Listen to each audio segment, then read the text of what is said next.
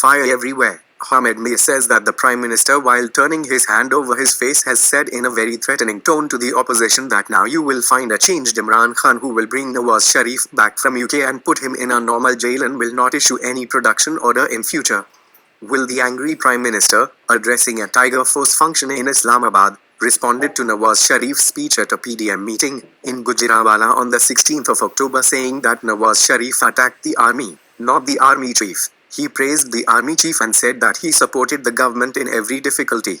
His speech reflected complaints from the judiciary and the neighbors. Several opposition leaders had been arrested but not convicted. Imran Khan said that now I will catch the thieves through my subordinate institutions. He was, of course, referring to the FI and the FBI. Prime Minister Imran Khan expressed outrage over a speech by Nawaz Sharif which was not aired on any Pakistani TV channel. After Gujranwala, PDM has also held a rally in Karachi, but the whole government is stuck in Nawaz Sharif's speech, and this speech is being mentioned so much that even those who did not listen to this speech are listening to it. When Nawaz Sharif started his speech on the video link on the night of the 16th of October, his topic was inflation. When he started mentioning General Bajwa, I remembered the speech of Asif Ali Zardari, when he mentioned hitting brick by brick, and Nawaz Sharif was the Prime Minister.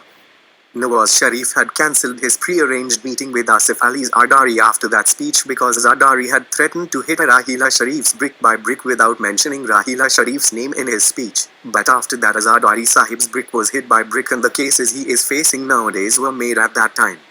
Listening to Nawaz Sharif's speech in Gujranwala, the question came to my mind that he was accusing General Bajwa of rigging the 2018 elections, but why did his party support the extension of General Bajwa's tenure in 2019? Imran Khan and his ministers are constantly condemning Nawaz Sharif's speech. It looks like an earthquake. Some of Nawaz Sharif's followers believe that for the first time in the history of Pakistan, a Punjab leader has openly criticized a serving army chief in this manner. I apologize, but I don't agree with them. Even before Nawaz Sharif, a leader had gone even further and criticized a serving army chief. Like Nawaz Sharif, this leader was born and raised in Lahore. He also formed his party in Lahore and won his first election victory in Miawali, Punjab. That leader's name is Imran Khan.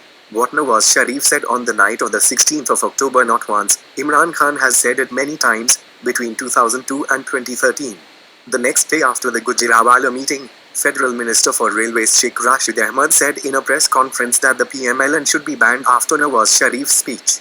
Sheikh Sahib, remember that if an attempt was made to ban PMLN through the courts, then the speeches made by Imran Khan in the style of Nawaz Sharif will also be mentioned. Skip the speeches, look at Imran Khan's biography which was published in 2011.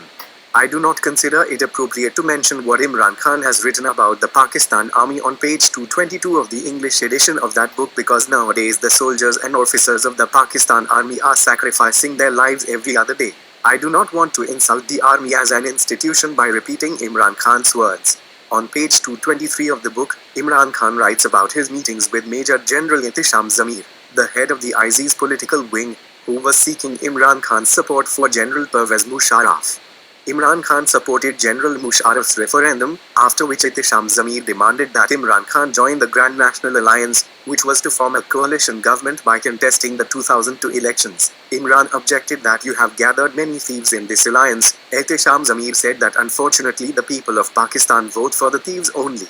Imran Khan further lamented that long-term benefits are sacrificed for short-term benefits in Pakistan. And this is the legacy of our intelligence agencies, who always made decisions, without any formal broad-based analysis, that caused great damage to the country. On page 223, Imran Khan writes about his meeting with General Pervez Musharraf on the 23rd of July 2002, in which the head of ISI was also present. In this meeting, Musharraf told him the names of the politicians who would join the coming coalition government, to which Imran Khan told Musharraf that he could not ruin his reputation by joining the government with these corrupt people. In response, Musharraf said that if you do not join our alliance, you will lose. On page 225, Imran Khan wrote that after my refusal, the ISI started intimidating my candidates and started recruiting them into the PMLQ. The entire state machinery was working against me.